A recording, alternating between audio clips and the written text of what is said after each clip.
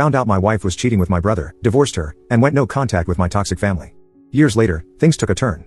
Married to my wife, Rachel, 32 female, for 6 years. We have a really strong relationship, I would say. The usual couple drama through our years, but we have grown from it and have a loving relationship. All was well until about 8 months ago when my brother, Scott, 28 male, moved back to our hometown after living in Florida since he was 18. His long-term girlfriend dumped him and moved to a new city, leaving him destitute. The circumstances behind their breakup are still largely unknown. When my brother returned, he told us that she had been cheating with women. I didn't really know her that well, but that sounded far-fetched. I only met the woman 3 times, as my brother would only come home for Christmas and usually only stay for 3 to 4 days. She accompanied him twice during their 5 years together. The other time I met her was when my wife and I visited them for a day during our vacation 3 years ago. She just didn't strike me as the type who would have a double life and just leave Scott with nothing. I tried to reach out to her once but found I was blocked, so I just let it go. Scott moved back in with my parents, George, 55 male, and Jamie, 56 female, for the first month he was here. He struggled to find work, so I suggested that maybe Rachel could help him out. She is a higher up at her company and figured she would have some pull. She did, and he was able to get a position in her department. This is a job in his field. For some background, my brother and I have never been very close.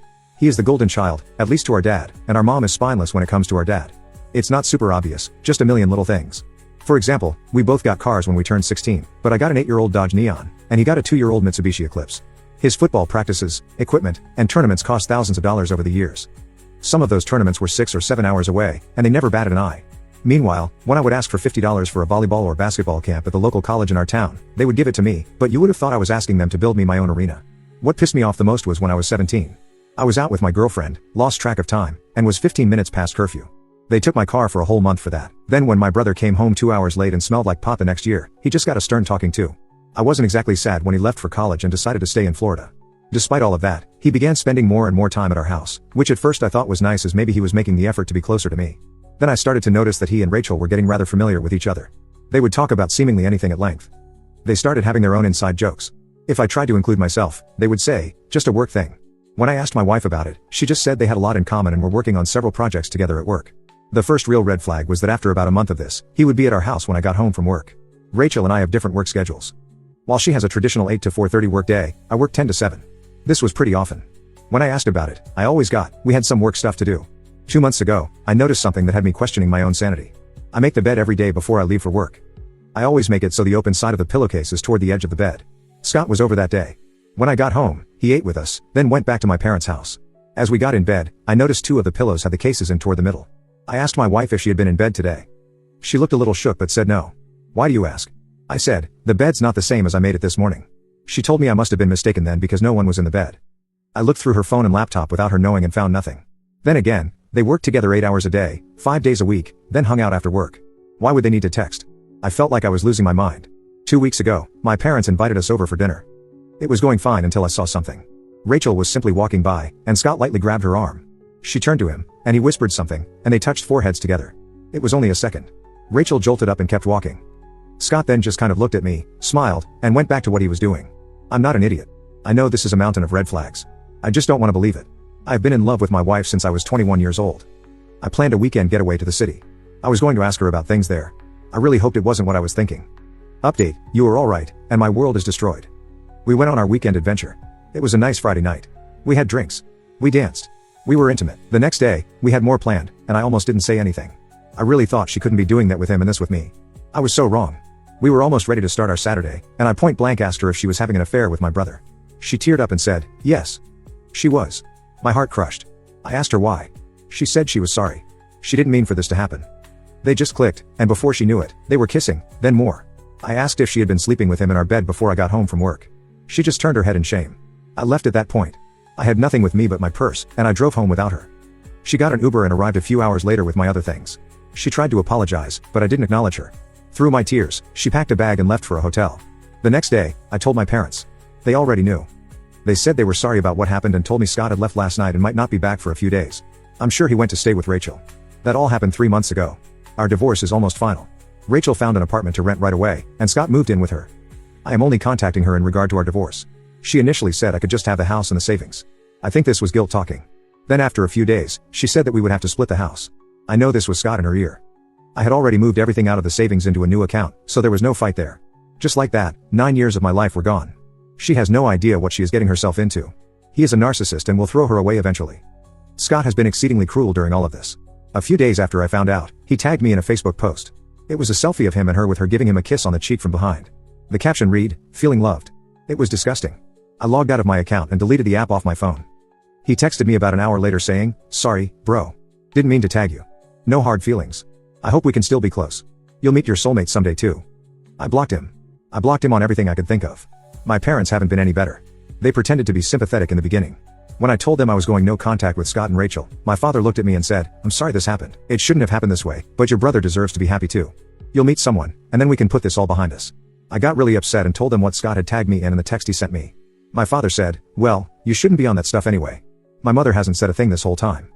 She just sits there." I asked her once what she thought, and she just said, "I agree with your father," then walked out of the room. I'm going full no contact with them as well. The house will sell soon, and I'm moving to a different state. I am not telling any of my family where or when. I haven't told them that's my plan. I'm just done with all of them. I wish them all the worst. Update. Hi, everybody. I know it's been 4 years since I last updated everyone, but we had a major situation happen. I will start by giving you an update on myself. I am recently engaged. It took a lot of therapy to get myself back out there. I tried dating right away once I got settled here in Minnesota. I went on one okay first date, and then I got shown just how much of an insufferable ass she was. I swore off women forever after that. That's when I went to therapy to process all the trauma from the betrayal by my wife and brother, as well as the abandonment by my parents. It was a hard year of that, but I met Jamie, 37 female. Yes. She has the same first name as my mom. LOL. But Jamie is wonderful. She's a chef. She and her fraternal twin sister, Jackie, own a restaurant and bar that's doing very well. I'm very excited to start a future with Jamie. Enough about me. Now I would like to tell you about the audacity my family had. Roughly 9 months after I left, I had been totally no contact. I did not tell them where I moved to. I only told some friends and a couple of cousins I was close to. One day, I got home to my apartment and found a wedding invitation in the mail. It was for the wedding of Rachel and Scott. The invitation included a gross picture of them hugging in a sunflower field. There was also a letter from my parents.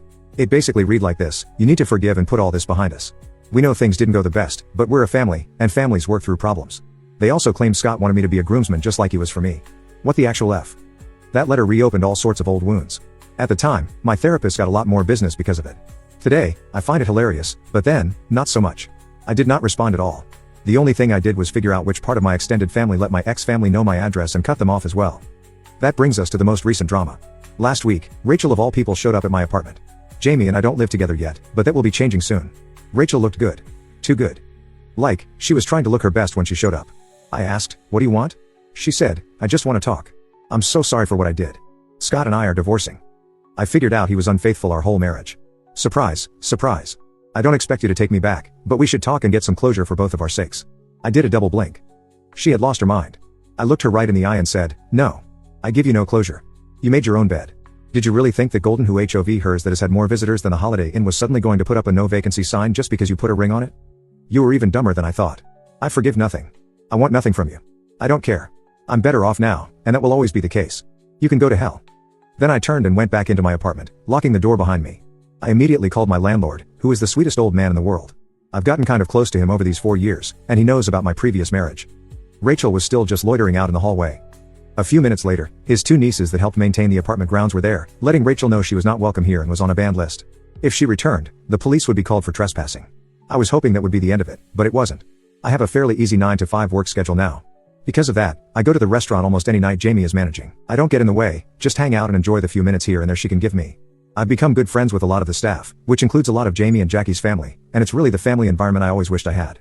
I am there the next night when Rachel walks in and just comes and sits at my table. It was a slow Tuesday. Jamie noticed and immediately came over to check on me. She recognized Rachel from photos I had shown her. Rachel stuck her hand out to Jamie. Jamie just looked at it, then asked me, "Want me to kick her out?" I said, "Not yet. I've got a question or two." Rachel perked up like she was winning or something. What a tool. I asked her to tell me what happened between her and Scott. I'll admit it was pure morbid curiosity.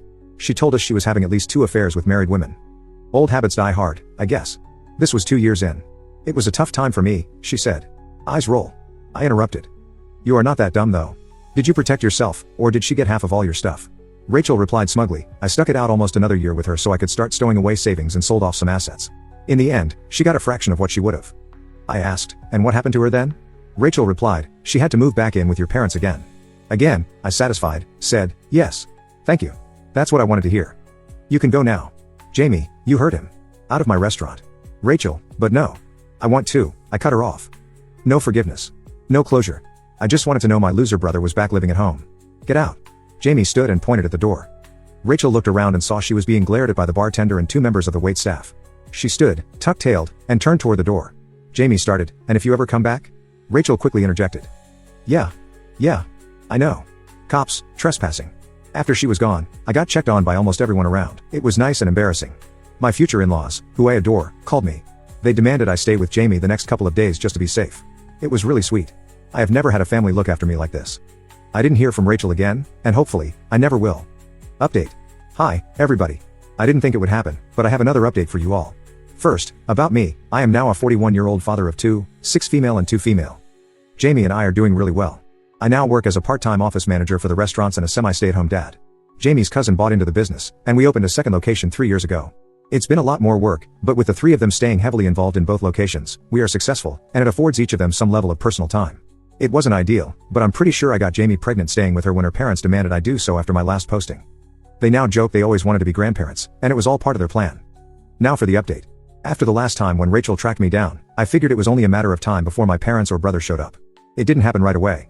I eased up some as I felt I had a full support system and rejoined social media.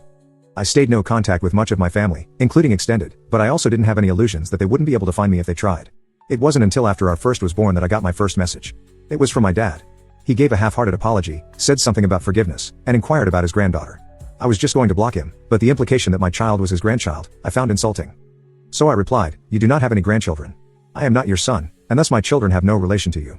If you want grandchildren, then you should encourage Scott to get out there and do what he does best." At that point, I blocked him. He made new accounts and tried contacting me for a while, but I always just declined or deleted any requests or messages. That brings me to the recent drama. I was getting bombarded with requests, messages, etc., to contact them. I read some, and it was a sob story about missing out on the grandkids' lives and wanting to make amends. I really didn't care. I had no intention of ever including them in my life again. Then the more shocking thing occurred. Scott started reaching out to me. He wasn't saying much other than he very much wanted to speak to me. After this went on for about 3 weeks, I agreed to a Zoom meeting. Just me, no kids. When it started off, they kept asking to see the kids. I was steadfast. It wouldn't happen. They had 3 grandparents, and that was it, Jamie's mom, dad, and grandma. I kind of was getting the idea that this was about something else. Scott looked kind of terrible, and my parents were looking old and tired. As we started to talk, they began apologizing for everything that occurred, even Scott. He said he was wrong to do what he did and that he wishes he could have his brother back. That was a laughable thought. Mom then took over and went into her usual garbage about being a family and looking out for each other. When she was done, I just looked at them and said, "Is that all you got? I'm going to go."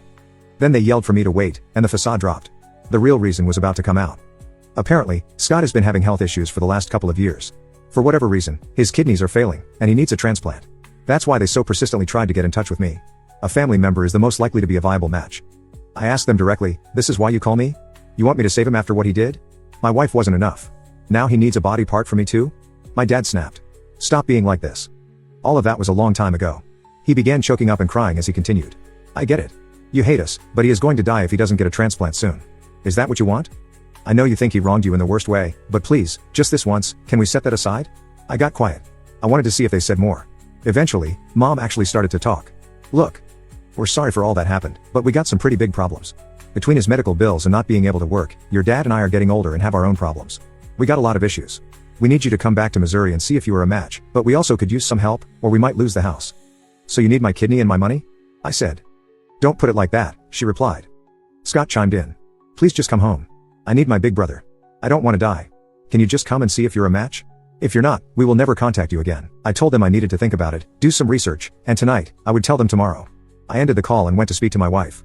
She told me she supported me 100%, whichever way I went, then asked if we should all travel as a family or if just she should come. I said no to both. I was going to go, and I was going on my own. I let my former family know I would get lab results here in Minnesota. And if I was a match, I'd come there, and we could talk about everything else.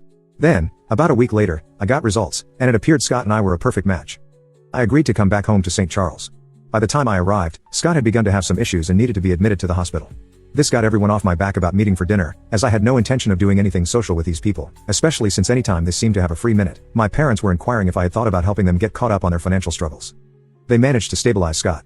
I went to meet with these doctors that would do the transplant. They began going over everything with me, and I said I'd like to have this conversation with everyone. We all went to Scott's room. My parents were already there. The doctor began explaining the situation. Scott had maybe 6 months more without a transplant. They went over the process with us all and made a huge deal about how perfect of a match I was, that the likelihood of finding a more viable donor was minuscule, and that the sooner we scheduled the surgery, the better. I then walked over to Scott and took his hand. I gazed into his big brown eyes and told him, "Did you hear that? I am a perfect match. Essentially, I'm the only person who can save you, and I'm not going to. You are the most vile, narcissistic piece of gutter trash I have ever known. I only came here so you would know the one person who could keep you alive is the one person you have wronged the most. And now, you're paying for that with your life. You're going to die. You should make peace with that. Scott burst into tears, and my parents turned to accost me. The doctor and nurse were standing there in total shock. I looked at my parents and said, "Don't even talk to me, and don't you dare ever ask me for anything ever again. The only money I would ever spend on you would be for your funeral, under the stipulation that you be cremated and the ashes released to me. At which point, I will promptly deposit your remains in the dirtiest John I can find." Finished, I walked out of the room and never looked back. I'm back home now, my real home, surrounded by my real family and couldn't be happier.